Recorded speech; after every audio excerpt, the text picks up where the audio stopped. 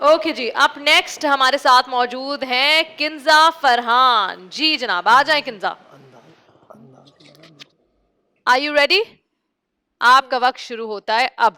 16 دسمبر، مقدس جگہ، جائے حیات اور یہ اسکول کا منظر، مگر بربریت کا بازار گرم کرنے والے یہاں بھی ایسا کاری وار کرتے ہیں کہ پیچھے بچتی ہے تو صرف سسکتی بلکتی ماں کی صدائیں، جو اس لیے اپنے بچے کو تیار کرتی ہے کہ وہ اس کا سہارا بنے گا، وطن کا روشن استعارہ بنے گا، جس کا مقصد وطن ہمارا ہوگا، مگر صد عالی وقار وہ اس کا خواب چکنا چور کر دیتے ہیں.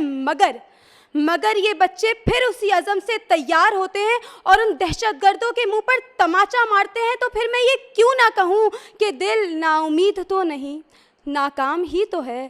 لمبی ہے غم کی شام مگر شام ہی تو ہے، وہ شام جو ہمیں غریب کی سسکی اور آہوں میں نظر آتی ہے، وہ شام جو ہمیں حکمرانوں کی ووٹ کی ہوس میں دکھتی ہے، وہ شام جو ہمیں بوسیدہ جسموں پر ماتم کنا نظر آتی ہے. مگر ٹھہریے کہ یہ قصہ نہیں، یہ کہانی نہیں، یہ خسارہ نہیں، یہ استعارہ نہیں، یہ میدان کربلا نہیں. ابھی ہمیں پتہ نہیں اور اس خاک وطن کو بھی پتہ نہیں کہ اس وطن کے مورچے میں کئی جاباز موجود ہیں، کئی ایدھی اور چھیپا جیسے ہمدرد موجود ہیں، کئی نسیمہ اور سمینہ بیگ جیسی بیٹیاں ہیں اور کئی اعتزاز حسن جیسے بیٹے موجود ہیں. تو میں کیا یہ کہنے پہ حق بجانب نہیں کہ لمبی ہے غم کی شام مگر شام ہی تو ہے، یہیں سے رات کو زندہ جلایا جائے گا، یہیں پہ شب کو ستارے اگائے جائیں گے.